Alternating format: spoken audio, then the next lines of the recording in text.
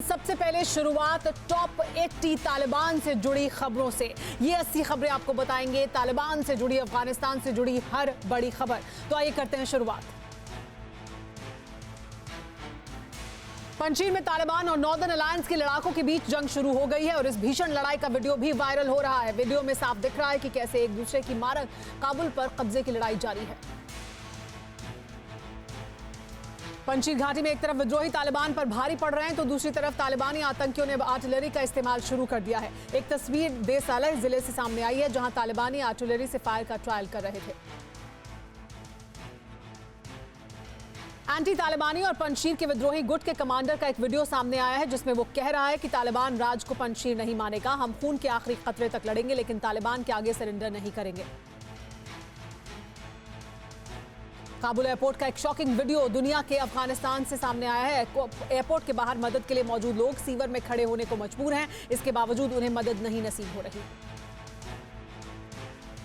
अफगानिस्तान को छोड़ने के लिए बेसब्र हो रहे लोगों पर नया संकट खड़ा हो गया है। अब तालिबान ने काबुल एयरपोर्ट की तरफ अफगानियों के जाने पर रोक लगा दी है। इस रोक के संबंध में तालिबान ने अपना आदेश सड़क पर तैनात लड़ाकों तक पहुंचा दिया है। तालिबान प्रवक्ता जबीउल्लाह मुजाहिद के मुताबिक हिब्तुल्लाह अखुंजादा जल्द ही सबके सामने आएगा। इसे जबीउल्लाह मुजाहिद ने अल्लाह की मर्जी बताया है। इसके अलावा यह भी दोहराया कि अफगानिस्तान में कोई भी पाकिस्तानी तालिबानी नहीं है। तालिबान ने अपनी सरकार के मुख्य चेहरों का ऐलान कर दिया है। मुल्ला सकुल्ला को तालिबान ने शिक्षा और ट्रेनिंग का प्रमुख बनाया है। अब्दुल्ला बाकी को उच्च शिक्षा प्रमुख, इब्राहिम हक्कानी को आंतरिक सुरक्षा मंत्री, गुल आगा को वित्त मंत्री और मुल्ला शीरी को काबुल का गवर्नर नियुक्त किया गया है। अफगानिस्तान में सरकार के लिए तालिबान के अंदर एक अलग सिस्टम पर सहमति बनी है। इस सिस्टम के तहत काउंसिल का गठन होगा और इस काउंसिल के 5 सदस्य ही पूरी सरकार को चलाएंगे, जिसमें अमीरात के साथ साथ राष्ट्रपति का पद भी होगा। इस्लामिक अमीरात अफगानिस्तान के काउंसिल सिस्टम में राष्ट्रपति का पद अपवाद होगा, लेकिन अब्दुल्ला गनी बरादर, मुल्ला याकूब, खलील उर रहमान हक्कानी, अब्दुल्ला, हामिद करजई, हनीफ अतमार और गुलबुद्दीन हिकमतयार ने सिस्टम पर सहमति जताई है। काबुल पर कब्जे के बाद तालिबानी लड़ाकों की आइसक्रीम पार्टी मनाते सामने आई तस्वीर का जवाब तस्वीर से ही दिया गया है। तालिबान ने प्रेसिडेंट बाइडेन की आइसक्रीम खाते कई तस्वीरों का एक कोलाज बनाकर सोशल मीडिया पर वायरल कर दिया है।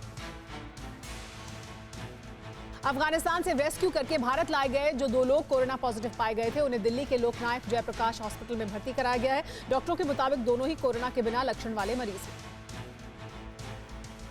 अमेरिकी अखबार वॉशिंगटन पोस्ट ने बड़ी जानकारी सामने रखी है। अमेरिकी खुफिया एजेंसी CIA के डायरेक्टर विलियम बर्न्स ने तालिबान के टॉप लीडर मुल्ला बरादर से काबुल में बातचीत की है। ये तालिबान और बाइडेन सरकार के बीच अब तक की सबसे बड़ी मीटिंग है।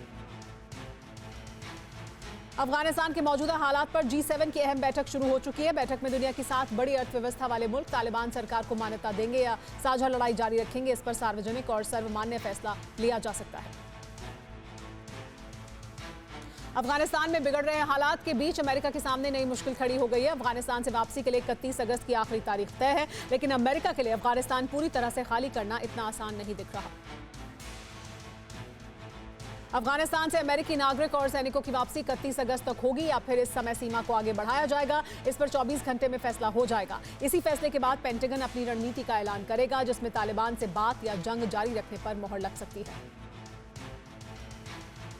काबुल से यूक्रेन का एक विमान हाईजैक होने की खबर ने हड़कंप मचा दिया था। दावा किया गया था कि प्लेन जबरदस्ती ईरान की तरफ ले जाया गया। हालांकि बाद में यूक्रेन के प्लेन की लोकेशन मिली और विमान अपहरण की खबर का खंडन हो गया। ईरानी एविएशन डिपार्टमेंट ने यूक्रेन के प्लेन के अपहरण और ईरान ले जाने की खबर का खंडन कर दिया है। ईरान के मुताबिक प्लेन मशहद में रिफ्यूलिंग के लिए रुका था और फिर यूक्रेन के लिए निकल गया। कीव में प्लेन उतारने के यूक्रेन ने भी हाईजैक की खबर को गलत बताया। अफगानिस्तान में फंसे भारतीयों को बचाने के लिए भारत सरकार ने जो अभियान चलाया है उसे ऑपरेशन देवी शक्ति का नाम दिया गया है। इस ऑपरेशन के बारे में जानकारी खुद विदेश मंत्री एस जयशंकर ने ट्विटर अकाउंट पर दी है। तालिबानी कब्जे के बाद अफगानिस्तान के ताज़ा हालात पर शिया स्कॉलर काउंसिल की बैठक हुई है। इस बैठक के बाद शिया विद्वानों ने खत्मुल नबीन मदरसे में एक प्रेस कॉन्फ्रेंस को भी संबोधित किया है जिसमें उन्होंने दुनिया से मानवाधिकार की रक्षा करने की अपील की है। तालिबान ने अफगानिस्तान से निकलने के बेसब्र लोगों के कारण हुई अफरा तफरी का जिम्मेदार अमेरिका को ठहराया है। तालिबान की तरफ से ये आरोप मुल्ला याकूब ने वॉइस ऑफ शरिया रेडियो को दिए एक साक्षात्कार में लगाए हैं। वॉइस ऑफ शरिया रेडियो में दिए इंटरव्यू में तालिबान सैन्य आयोग का प्रमुख मुल्ला याकूब अमेरिका पर जमकर बरसा। याकूब के मुताबिक अमेरिका ही लोगों को देश छोड़ने के लिए उकसा रहा है। काबुल एयरपोर्ट पर अराजकता की वजह भी याकूब ने अमेरिका को ही बताया है। हमने की गलती फिर एक बार, कोरोना ने किया दोबारा प्रहार। मास्क, 2 गज दूरी, करें अपनी सुरक्षा खुद। कोरोना टीका हम सबको लगाना है, मिलकर साथ समझदारी से कोरोना को हराना है।